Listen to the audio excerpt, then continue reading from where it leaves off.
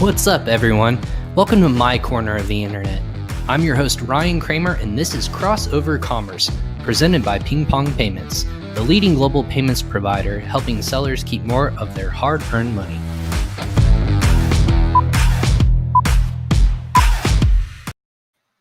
What's up, everyone? Ryan Kramer with Crossover Commerce. Thanks again for joining us on another live episode. This is episode 40. We've hit another milestone, another 10 episodes in our book.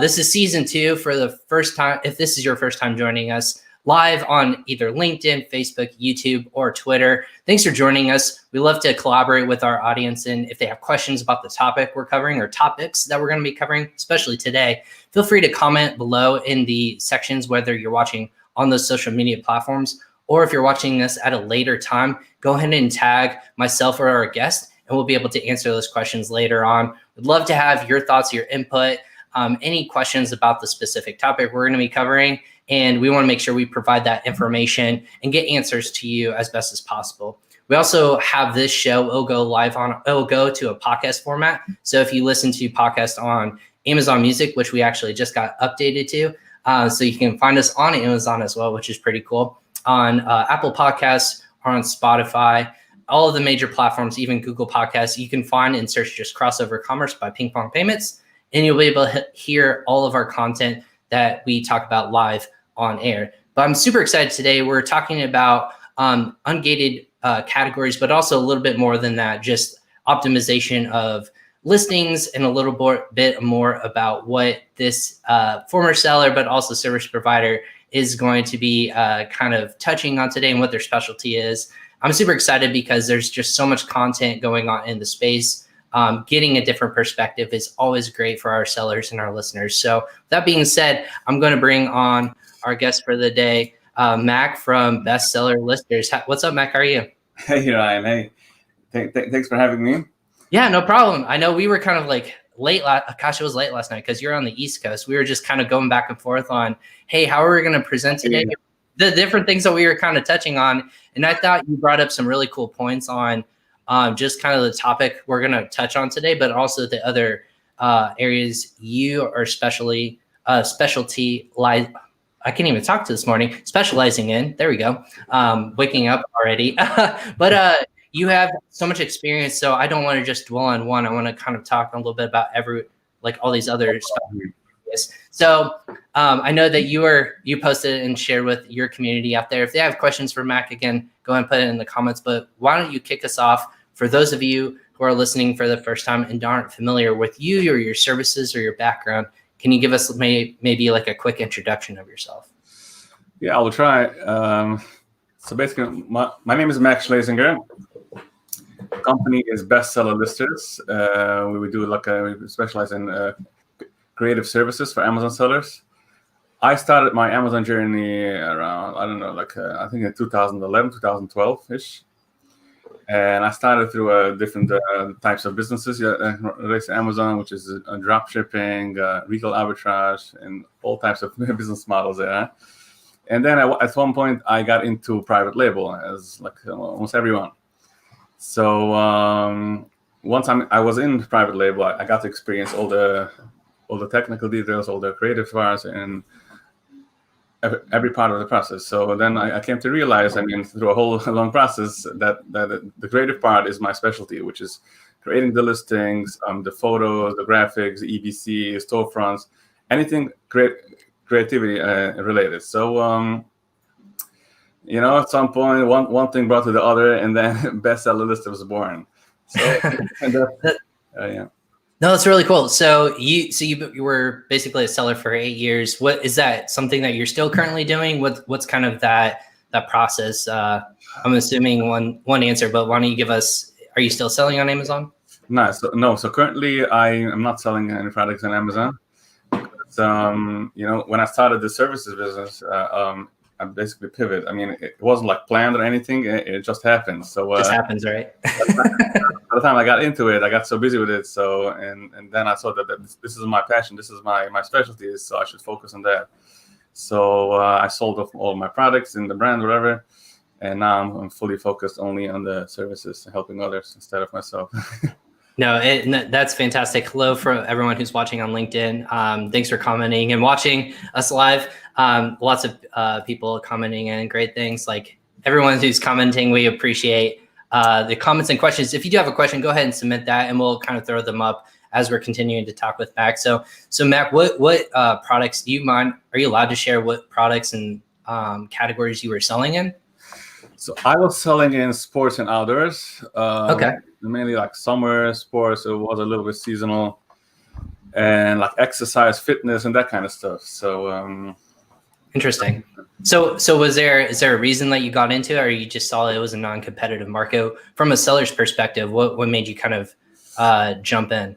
I don't know. I remember I followed a few courses and I followed some steps on how to do product research and try a few different products. I think I tried like 10 different products, and then I narrowed it down to a few that I thought that I feel most passionate about and it has like the most potential.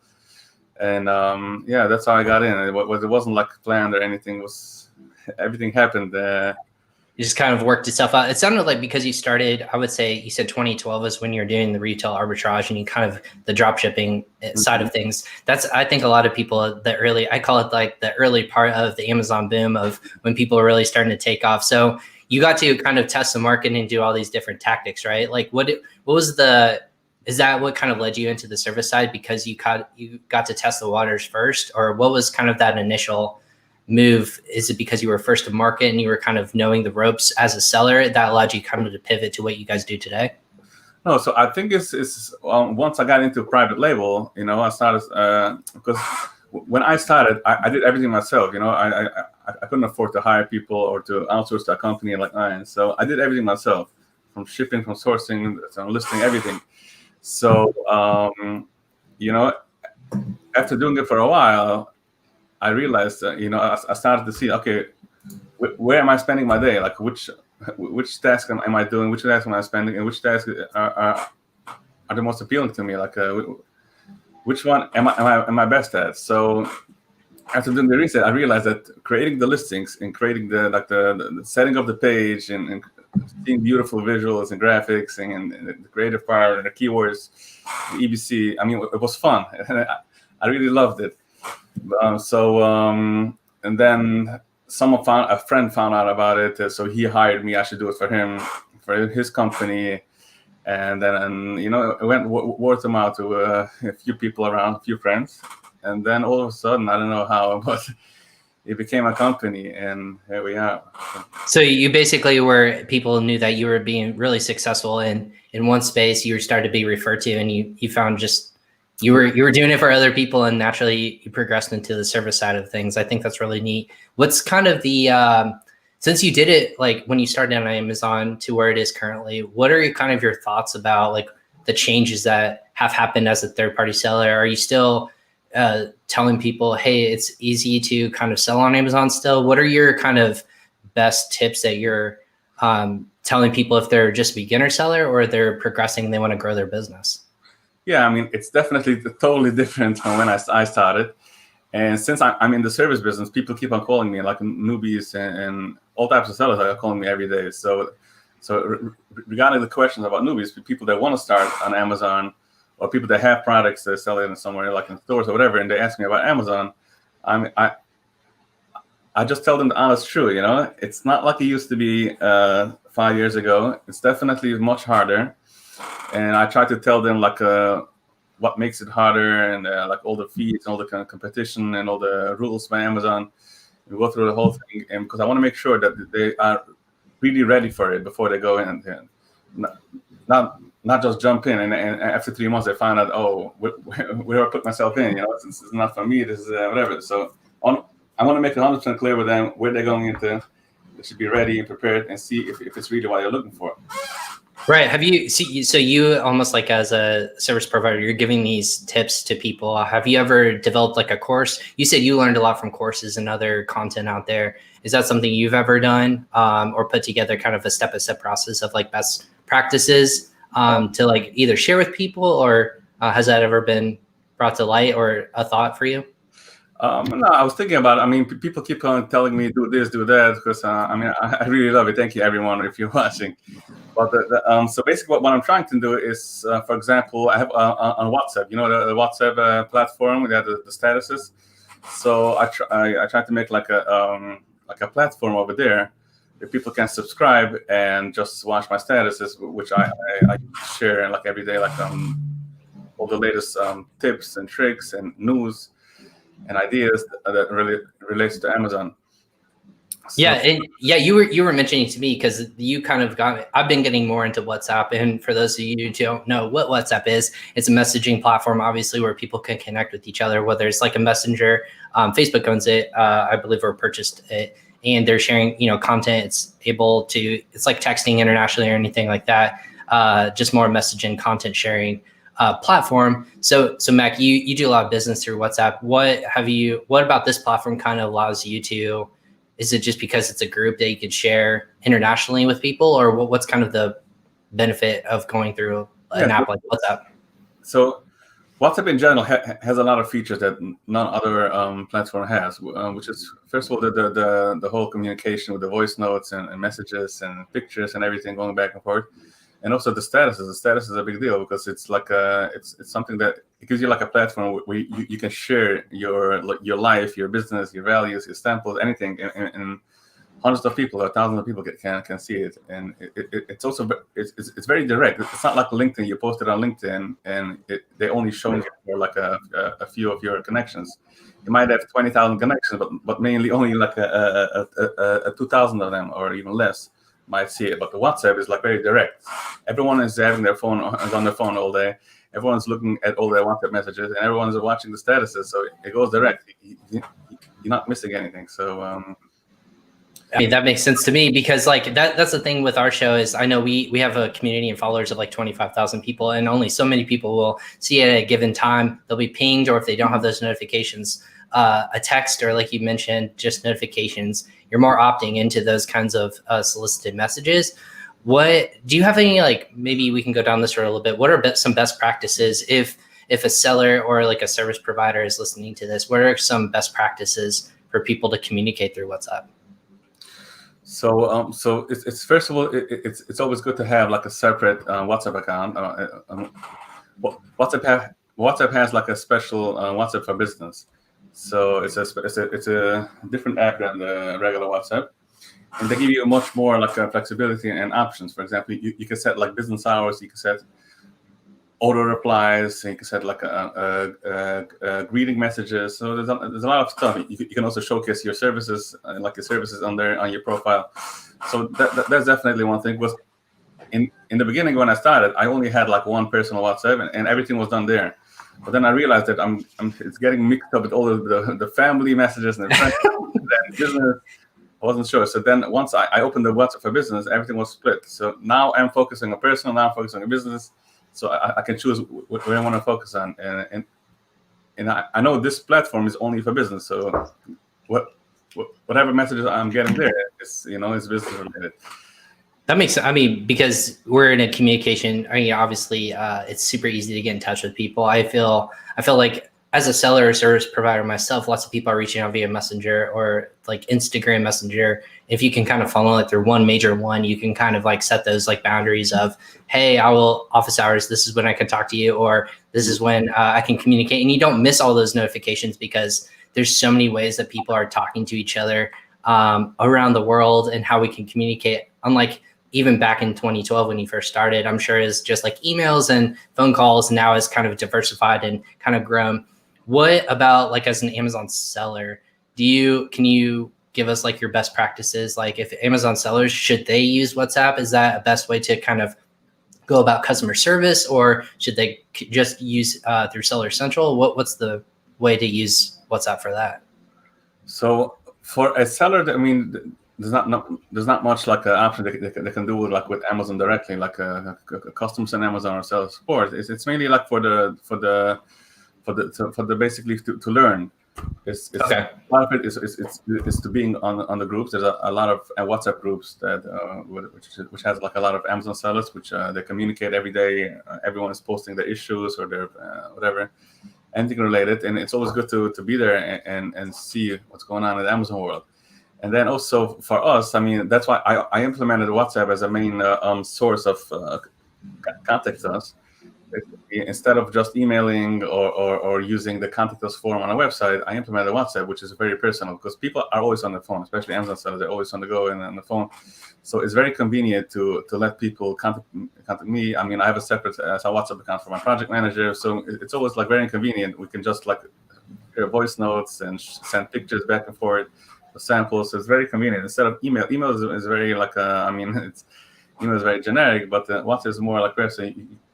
You don't have to waste time on phone calls and meetings and stuff.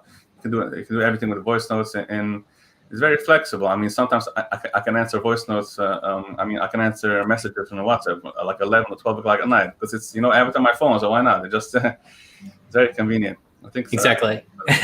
And that's how we were communicating. So it was definitely convenient to know I wasn't missing emails. I know I mute my emails after a certain time of night. So if I don't reply to people and they're probably wondering why isn't he emailing me at 1 a.m. Eastern or something like that, there's a reason, because I mute those things. If WhatsApp, if you have those notifications on, it's either an urgent matter or someone directly is trying to reach out to you. That's super interesting.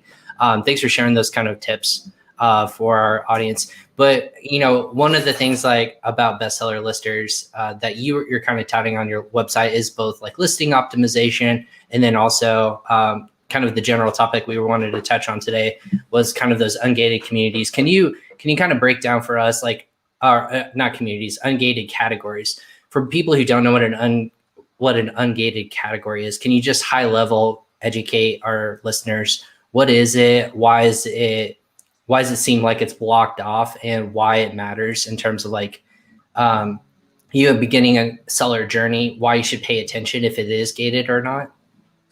Yeah, I mean, I will try. I mean, I'm not really the top expert when it comes to the ungated categories, but after I'm doing it as a service, so right, exactly. You partner and you have other individuals who are helping other categories, but just on a high level for people who maybe just intrigued, hey, I didn't even know what an ungated or a gated category is.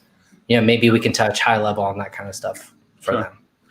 So basically, for those that have no idea what the ungated categories are, so it's Amazon has a list of categories and products and subcategories, which are they basically restricted. So you have to get approved. You have to apply for it and get approved to sell in this in these categories. For example, watches, supplements, what else? Some of the electronics, lighting, whatever, and medical devices. So basically, there's a whole list of, I think, 30 or 35 or even more restricted categories. So in order to sell in that categories, you have to go through application. Every category has a different process. You have to go to the application and then get approved, and then you can sell any product in that category. So and there's a list on Amazon's Seller Central site that, hey, you actually have to get approval, and a lot of it is just copyrights, like you said, or there's strict regulations and safety concerns for that. So, but when you're touting why is it profitable for people? You can get access to sell in those categories. Do you find that a lot of sellers who come to you guys, is it worth their time or effort, that you would say, or is it something that people should even, as a first-time seller, maybe step back and stay away from? What would be your personal opinion on that? So it really depends the way you start your business. If you start your business as you want to become an Amazon seller, you don't know your product, you're just choosing any product, then it's better obviously to stay away. So you can avoid spending money on getting those categories ungated and wait for it and have the risk of having it being restricted again. So it's always better to start on an open category so you can test the waters, test the market. But if your enemy is selling a specific product and you're selling it to stores, or you're selling or you're making a handmade or whatever the thing is, your enemies have the product and you want to sell it on Amazon, then obviously if it's restricted, then you will have to go through the process. And that's also, it's part of our services, which we help people get get approved for this categories to make it easy. But absolutely. Yeah, and those were my questions. Obviously, in that capacity, it's a specific category, maybe not for first-time sellers, but maybe for more experienced sellers, where you do get approval, but it's a strict, like, correct me if I'm wrong, it's very strict in terms of like the rules and regulations you have to, in terms of your listing, in terms of like which products you can work with. And then obviously if those get infringed upon, Amazon will kick you out pretty quickly, right? Right. So some categories are easier, some categories are harder. I mean, the harder categories is usually because they're trying to avoid people from selling counterfeit products or products that they, the different. They're basically trying to control it, like only like a certain amount of brands, certain amount of products. So there's a few reasons why they just restrict certain categories. I mean, right. I think the main part is on the counterfeit thing, and especially when it comes to safety, like for example, toys and baby categories. In baby categories, there's a few subcategories which you have to apply for each separate application for each subcategory, because they want to make sure that it's really like safe and it's baby approved, whatever. So it's like it's basically to protect the consumer. I would say to protect the consumer at the end of the day, because that's all.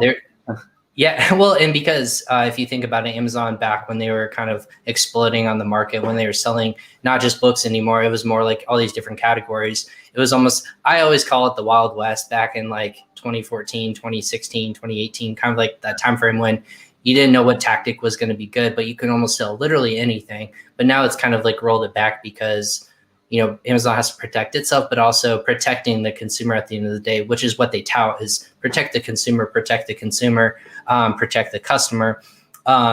With those kinds of things, they're hard to regulate. And if they are not monitoring, and those are the ones that are more likely to get either flagged or, whether it's dangerous or whether it's consumable or anything like that, they have to protect themselves, but also sellers too. So I think that's why they put it in there. Is there other but apart from those kind of like restricted categories, what would you consider right now for sellers who are just starting out? What's the most difficult category to sell in?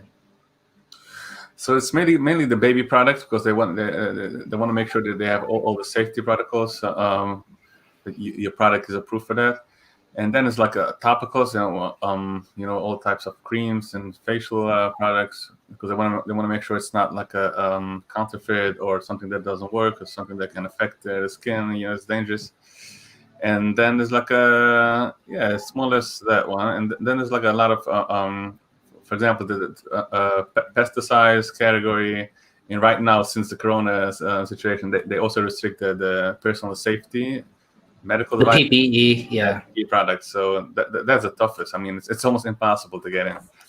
So just almost avoid those, or if you're going to, you got to have a strong stomach to like overcome objectives and objections and problems with like them taking down your listing or whatnot. Yeah. But when you're working with consumers, you're working with them more optimizing their listings, and I kind of want to get more into that kind of side, is because that's kind of where your strongest suits are. What got you into kind of the copywriting, the listing side of things, and where were you at the beginning stages? How are you knowing that like, hey, this is successful, I can help people optimize it and take it to like either the top of their category or their keyword that they want to rank for? What's kind of that story from your perspective of, is it just because you've written so many categories, or are you just like that consistent nature, or where does that expertise come from? Yeah, so as we discussed earlier, so when I started selling on private label, I did everything myself. So that's when I did all the listings myself, all the writing, all the pictures, and everything. So that's when I realized that's my main specialty, and that's what I like doing. And especially, I mean, it was mostly other people telling me that. So that's why I got the confidence in doing it. And for example, I went to work after starting my private label company. Someone hired me to do it for them. Like they had like a huge company, like a multi-million-dollar company, and they hired me to redo all of the listings and stuff. And they saw such a huge increase in sales that they never experienced before, and they never realized the importance of having a really good listing, like the content, the keywords, the pictures.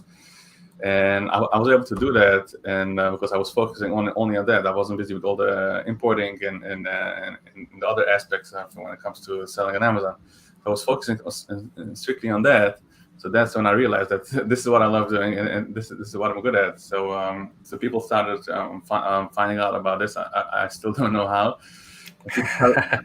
Started referring my name to each other. So that's so I decided, I mean, I was busy with that, so I quit the job, and I started doing it for everyone. So I started doing it by myself, and then I had to hire good copywriters and photographers and graphic designers, and now we work with a team of like around 15 people, with a combination of different copywriters and keyword experts, and graphic designers and project managers and customer service, whatever, everything to. You started really growing from there, right? Yeah, that's fantastic. So what about listings? So you really hone in on obviously listings, and that's what you're good at. Maybe for our audience who either are doing it themselves or they're looking for service providers that they don't know what is it that they might not be doing that's, working or not working. What is it from your perspective of what actually converts when you're looking at a listing or product XYZ? What is it that you hammer home to your customers? Like, hey, this is what's going to convert. Are you honed in on the copy? Are you honed in on the pictures? I know a little bit of everything. What's the most important aspect of someone's listing? Yeah, so I usually try to make like a combination of all, because we have to target all types of customers. Some customers buy from reading content. Some customers buy from seeing pictures. So you want to make sure that you target everyone, so you don't miss, you don't lose anyone because you lacked on either spending the money or spending the time on perfecting it. So you also have to make sure either the content, the keywords, and the pictures, the graphics, everything has to be on. So when if you have an expertise in one category, is it not just one? Are you feel like, hey, a listing is going to speak to different people in different voices? Does that make sense? Like if you are in the baby category, you have to have a different voice and perspective of what you're telling to that potential customer versus if you have like outdoor goods and sporting equipment. Did those voices change depending on that perspective? Yeah, it definitely changed. I mean, even for the same product, you could choose to target a different type of customer base. I don't know. I'm trying to think of an idea of a sample product that we did recently. Whatever. If I remember, I will. It's okay. Yeah, just jump right in and spout it out. So it's basically it's part of doing the right research, like researching your competitors and researching the market in general, not only on Amazon but everywhere, like on Google, on all those Shopify sites. You can read so much information on each product, and each product can have so many different like target audiences, and you have to choose like which one you want to target and focus on that, like do the whole writing on that, and basically and make sure to talk to them. It's like you own a local store, and people come into the store, and you want to talk to them directly, and they should feel like you're talking to them. So and that's why it's also very, very important to write a listing very personal and not too professional or too high vocabulary English, because it doesn't really speak to people, especially like average people that are buying Amazon. So it has to talk to like they have to feel like you're the salesman, and you're talking to them and you're convincing them to buy the product, and explaining them why it's going to help them with their problem. So yeah. Are you guys specifically focused on the .com marketplace? Are you guys working internationally on different marketplaces as well? Yeah, so it's mainly the .com, because that's where we are. But we work with different companies that do like the translation services, which is like if you're selling on other marketplaces, they take their .com listing and they translate it into Germany or UK, whatever other marketplace. Is there a marketplace that you guys are looking to potentially like move it more into? Do you see that your services would benefit like a Canada or a Mexico or Australia or anything like that? Well, what's kind of that future look like for you as a company and a service provider? Yeah, so when it comes to content and the creative part, I mean, it doesn't necessarily have to be like specific for one marketplace. It can be for everything, because the pictures can be used on all marketplaces. So that's why we do try to focus on the .com. We try not to go all over, and focus on that. Do a perfect listing for that, and then you can pivot from there, like either translate or change around stuff. And very cool. I mean, that makes sense, because obviously if there's for everyone who obviously knows it, they are selling on Amazon or in different e-commerce platforms. .com is the biggest, like most eyeballs, it's the biggest marketplace currently right now in terms of like spending and traffic. Us as an international company, we always tout like there's obviously other opportunities in different marketplaces. And I think the keyword that I always tout to anyone where I'm speaking on or on just the show in general is the word diversify. And I feel like that's super important for e-commerce sellers and Amazon sellers specifically to understand and be ready to be diversified. And what I mean by that, Mac, and maybe you can throw in some of your own perspective, is when you have things that happen like 2020 happened, whether it was they weren't accepting goods or services, or goods, I should say, and they were just only accepting essential goods in their warehouses. For a lot of sellers, they saw this wave of like a dip in business, and there was no other way to get their sales out there. Whether it was they didn't have their own branded store, they weren't on other marketplaces. There was just no way to get goods into Amazon.com's warehouses. On the flip side of that, Amazon has been fluctuating all their different inventory levels, which is pretty frustrating for new sellers, but also seasoned sellers who are trying to launch new products. And I know you guys do a little bit of launching services as well. So when a customer comes to you with those kinds of, concerns, what are you kind of touting to them in terms of like how to forecast those kinds of things, and so that they may not happen to them? Yeah, I mean the shipping inventory to Amazon has been an issue, and I mean I think it's still an issue these days. Since it started, because it's basically they're trying to avoid like overflowing their warehouses. I mean, it's still unclear why they're doing it, why they're not expanding in with the warehouses. But I'm sure there are reasons, but I'm not so into that. But there's definitely sure. It's always good to start Amazon.com and then expand from there. I think that there are so many softwares out there which takes your Amazon listing and throws it on all other marketplaces, which eBay, Amazon, Walmart, and other. Is there a marketplace that you're excited for the growth of e-commerce in general? Which one are you most excited for? I mean, obviously it's mainly Walmart, but I'm still like debating because it keeps on exciting me, and then it keeps on saying, "Oh, come on again."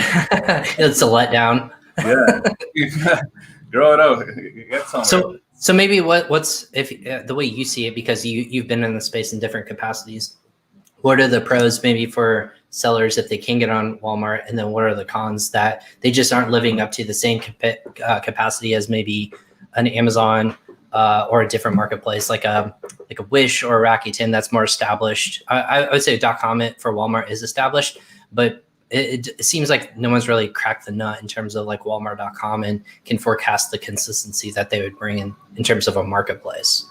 Yes. So first of all, before you go away from Amazon, it's also recommended, especially these days, to make sure that every listing that you have also has like an FBM listing, because it seems like lately they're trying to promote the FBM listings instead of the FBA, because they're trying to prevent FBA shipments. So sellers always have to make sure to have another like a duplicate listing of that listing as FBM, and you'd be surprised like how many sales you can get. I mean, obviously you have to be ready for it. You have to have a team, space and warehouse and workers and whatever the labor to fulfill all those orders, right? So that's definitely the first step. Once you're on Amazon, don't go away. I mean, stay there and make sure you get you're fully ready. You're adding on instead of subtracting, like starting there and then moving all operations away from it. Yeah, you're adding on top of the .com. Yeah, and then it's once you're ready to go out. I mean, it's always good to go to the big one first, like Walmart, eBay, and then go to the old small ones, like for example Etsy. I've seen sellers being very successful on Etsy. Although Etsy is like specifically for like custom handmade products, but still people are getting a lot of sales. I mean, I'm sure it depends on the category of products, but there's a big market there. And same thing as anything. I mean, in business I always like to be, I don't like to miss out on any opportunity. So that's why as a seller I will be on every platform. Absolutely. But the only problem is that sometimes if you work by yourself or you have a small team, if you're busy with other marketplaces, it can take away the focus from the main marketplace, which is Amazon. So it's always good to have like these days it's so easy to find like a VA or a cheap worker that you can afford that should focus on each marketplace, like fully focus on that, so you don't lose focus on the main brand and butter. Absolutely. What because the other service that kind of like you tout on, and we've had a couple people talk about like launches, launching new products, and for that I feel like that's always the number one like hardest thing for sellers to figure out, like the best strategies, because there's, as everyone knows, there's like above board, there's like gray hat, white hat, black hat. Obviously your services are trying to bring the best within terms of services, recommendations to launch products. How are you as a service provider, what are you telling your customers? These are the best ways and most effective ways to launch products, give visibility, and then obviously from there, either ride the listing wave or the PPC wave, and then almost like a rocket, right? You start the rocket, and once that fuel runs out, how are you continuing that momentum with their products? Is there some tips that you can share with us? Nothing insider secret, but like, how are you as a company helping people with that? Yes. So obviously the first steps, the first things first is which is to make sure that your listing looks 100%. It's basically like opening a local store. Before going out and doing all the marketing, everything, make sure your store looks beautiful and inviting and accepting. So that's the first thing, because I see so many sellers that they're trying to do everything, but they miss out they're not focusing and really focus on the real source, which is the listing page. So that's the most important. Make sure that your page looks beautiful, everything is good. You have 7 images. Maybe if you want to add a video, if you can afford that, add it in. Make sure the page looks 100%, and then the next step is to do the marketing, which is obviously the first thing is the Amazon PPC, is to set it up. I mean, it's always good to learn as a seller. It's always good to learn and know it a little bit, even though you outsource to the company. But if you don't have time for it, or you don't know everything 100%, there are so many companies out there you can outsource it to. You can manage it and set up your ads and manage it for you. So that's the first thing. You just load up the listing and just turn on the ignition, which is the PPC, and then I will always recommend to run product launches, which is like a sort of giveaways. I mean, some people might look at it as gray hair, but it's not really. I mean, after all, Amazon themselves, they have their own like a giveaway platform, because they also believe that in order to succeed, you must do it. I mean, there's no way you can list a product today and start getting sales, because especially in competitive products, because you might list your listing today and then find it on the 20th page. How are you going to get it on the first page so quick? I mean, you might do only PPC and wait a few months and spend a lot of money, or you can spend that money on giveaways, which is, it might cost a little bit more upfront, but the long-term thing is like the results are much more effective organically and quicker. Yeah, and I posted a question for our audience. If you're listening on, again, LinkedIn, YouTube, Facebook, or Twitter, and you're watching this, if you have a question, or maybe you can comment, what do you struggle with most when you're launching a product? Again, if you have questions, other specific ones from Mac, go ahead and submit those through the comment section, and we'll be able to most definitely answer those live, or we can tag Mac later on and give you the contact information. We'll make sure you walk away with from this show how to get in touch with him if you have other specific questions. So yeah, for the audience, go ahead and submit what do you struggle with when launching a product. We'd love to hear your thoughts and comments there. So when you as a service provider, you kind of expanded your product offering. What gets you excited about working in the industry that you currently work in every single day? Is it the people you work with? Is it the ability to grow a business? What is it from that drives you every single day to kind of get up and say, like, today's going to be another good day. I'm excited to do what I do. Yeah, it's mainly the idea of services versus selling products. And also years ago when I was selling products, I didn't really felt like the passion, even though I was making sales, making money, but I didn't feel like that. It felt like the personal, this, okay, I'm coming into the office, there's more sales, I have to be busy with this and that. But when it comes to the services, I feel really passionate.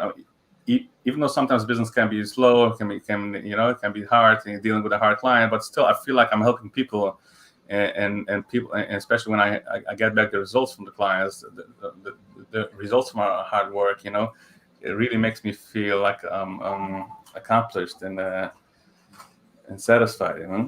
Yeah, I think that's why, especially the service providers, especially like PingPong, we get into it because we're here to obviously save people money, and we want people to obviously grow their business further. And that's where I get my background has always been in the service provider space. I've been with companies who have sold products on Amazon, but also different marketplaces and just on different like platforms. But also been in the service provider space with Viral Launch, and then now obviously with PingPong. So I think that there's this like, if you walk away and you give these inside tricks to, or tips, I should say, not tricks, like you're not tricking Amazon or anything, just tips, how other people have been successful, you're relaying that information and you're helping them grow. I think there's a fulfilling nature to that, that you're helping people out. And I think that there's always as a seller, you can obviously have 7, 8, 9 figure years, months, and be like a successful entrepreneur, but helping those people get to where they are, it really gives that self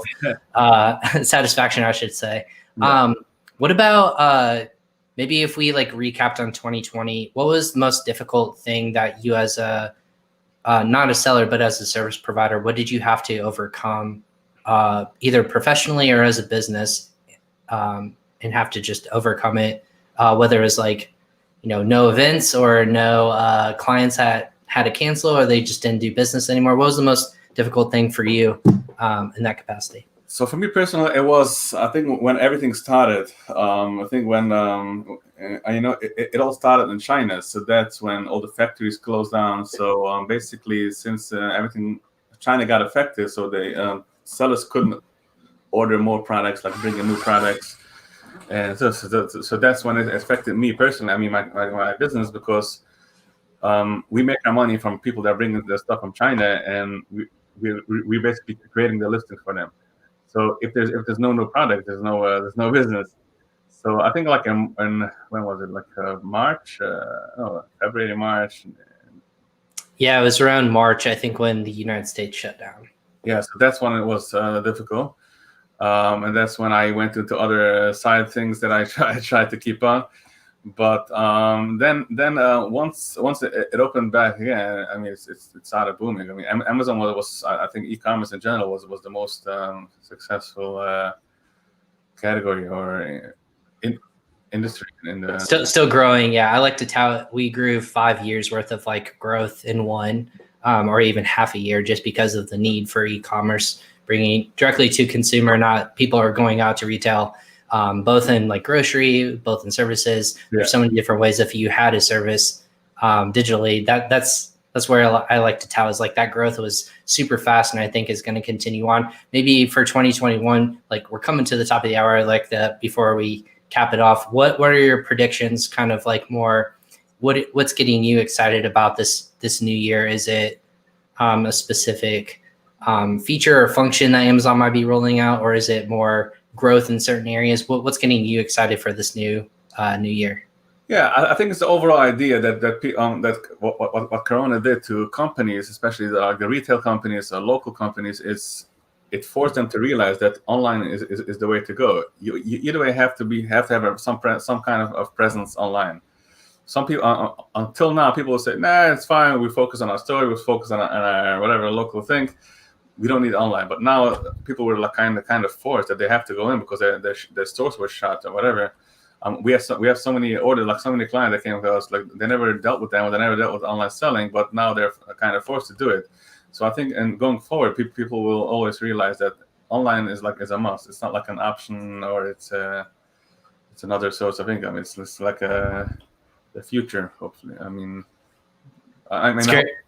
Yeah, it just brings to light what a lot of us in the space, like you said, you started so early on, and I would say as a seller, and kind of saw that forecasting, like that's how business grows, and you ride that wave.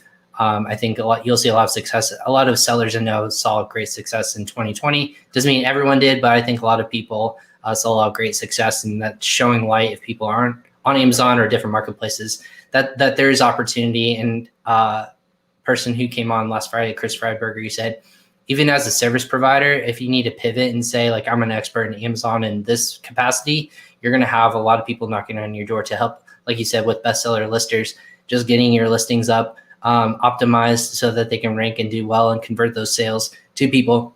There are just not enough services out there to kind of handle all the Amazon sellers in the space where they can bring best practices to light. And that's where I think you're successful and where you're going to continue to be successful as a not just entrepreneur, but as a service provider. So with that, I want to thank you so much for kind of spending and taking the time to kind of share your insights on the space. I know high level, we touch on a bunch of different topics. You have so much expertise in different areas. So I want to thank you again for joining us on Crossover Commerce. And I always say people who come on the show, they're now a friend of the show. They can always hop on, comment, post. If they want to share their content with us, you're more than welcome to come on and with other guests. I have people on all the time who are like, hey, I have a question or have a different idea about that. You're more than welcome to hop on anytime. But before we end, what are the best ways for our audience, if they're listening and they want to learn more, how do they get in touch with you? Best ways to remind them.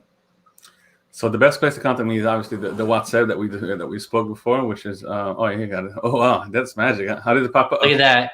Producing and listening at the same time. I'm getting good at this, right? Nice. Yeah, for everyone on for listening on our podcast, the WhatsApp app number 845-288-1740.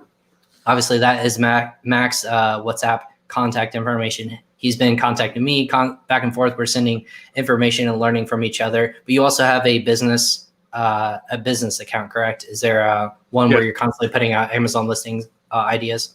Yeah. So this is the business one. This is the business one. Okay. Yeah. So this is where you can watch the statuses and to stay up to date with the latest Amazon news and articles, anything related to Amazon, and also for the customer service, for anything, for any advice you need, you can just always message me, either text or voice note or anything. And for everyone, again, listening on the podcast, bestsellerlisters.com is the website where all the different services that you provide, the keys, obviously any kind of insight that you can give to people. Follow Mac also on LinkedIn. I find it very, not just funny, but you make everything super personable on the videos you post, on all the different content that you're posting, just from the different perspectives of people. I laugh because I know David in the group that you were with recently, and the community in general. I think, again, if you have questions, you have been super kind to like answer questions for myself or just other people that I know for a fact if they have questions about a specific area that you're going to reach out and you're going to make sure that you understand them and can help them out. So I appreciate your time today, Mac, and all the different things that you're doing. Good luck in 2021. And obviously we'll have you on to kind of touch on different topics throughout the year if that's something you're interested in. But other than that, we would thanks again for joining us today. Yeah, thank you. Listen, it was my honor, and I hope I shared enough valuable content for your viewers and the audience. Absolutely. Yeah, it's super, like we're always dropping different nuggets throughout the year and different capacities. But again, thank you, Mac, for joining us. This is Crossover Commerce. Thanks again for everyone who was watching live with us. If you didn't get a chance to watch it live, go ahead and rewatch it on YouTube, Facebook, LinkedIn, or Twitter. Follow PingPong Payments in those different verticals. You can follow me on LinkedIn, Twitter, Instagram, all the different social media platforms. I'm constantly posting content for e-commerce as well as Amazon as well. But we're going live again every day this week. So tomorrow we'll have more content. We're talking about ABC content. What is it? How we can A+ content, kind of going through the details of that and why it's super important. We alluded a little bit to it today. We'll hit on it more tomorrow with Danny Carlson of Kenji ROI. So join us live again tomorrow. We're going late tomorrow because of people are around the world. We have to make sure that we can touch all the different audiences. So we'll go later tomorrow. And then we have a couple other seller spotlights. And we're talking PPC bulk files on Friday. Super excited about that. Thanks again for joining us live. I'm Ryan Kramer. This is Crossover Commerce. And we'll see you guys again next time.